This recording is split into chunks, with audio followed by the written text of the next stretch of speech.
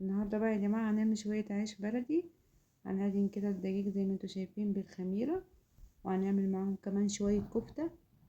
هنعجن عيش كده كويس يا جماعه وهنملكه كده. وطبعا دايما يا جماعه بقول لكم ان افضل طريقه للعجين ان احنا نعجن على الرخامه ونلم بالطريقه دي زي ما احنا شايفين. وهنحطه بقى يخمر وهنسيبه يخمر، وعلى بال ما يخمر هنجي كفته. عندنا بقى قد نص كيلو كفته، نص كيلو لحمه مفروم. دي يا جماعة ليا أنا ببقى عينها عندي في الفريزر، ببشرها كده، بتدي طعم حلو أوي للكفتة بصراحة.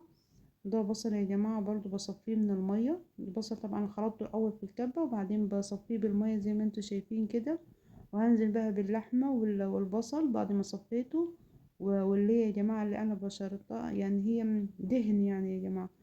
وهفرمه كله بقى. ده عندنا بقى هنا شوية بطاطس طرنشات، هنديها تشويحة كده في معلقة سمنة وهنرصها كده في الصينية زي ما انتوا شايفين يا جماعة.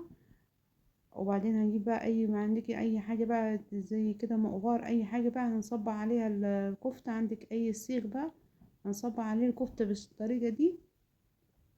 طبعا احنا رصينا البطاطس وهننزل عليه صوابع الكفتة، وهندهنها بمية البصل اللي احنا كنا صفيناه. شايفين يا جماعة في الفرن. عايزة اقول لكم ان الصوص بتاعها كله نزل على البطاطس. ده بقى العيش كان خلاص اختمر. ابتدينا بقى ننشبه ونفرده زي ما انتوا شايفين ما شاء الله.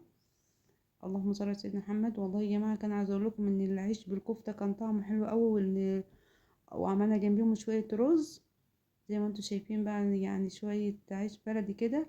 والله يا جماعه البطاطس دي كان طعمها احلى من الكفته والله العظيم. يعني الصوص بتاع الكفته كله نزل في البطاطس كده، فكان طعم البطاطس ده حلو قوي بصراحه. انا اول مره اجرب الطريقه دي، بس البطاطس بجد كانت عجباني قوي والله. ان انتوا ترصي البطاطس وفيها الكفته، وده بقى العيش البلدي.